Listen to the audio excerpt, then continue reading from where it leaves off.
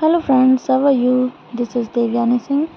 Now we are discuss transfer your small kitchen tips and design ideas. So let's start. First, choose appropriate appliance. So selecting the right appliance is crucial for a functional kitchen. Consider your cooking habits. Second, add modular cabinets. If you are a proud owner of dull wooden cabinet shelves made of stones, it's time to shift to modular kitchen unit. Third, hang kitchen cabinets. Option for easy to install open shelving. This is a great way to create a sense of opener and visual interest in the kitchen. Fourth, light matters.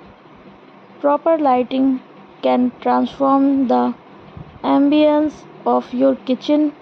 Incorporate a mix of task lighting and decorate lighting.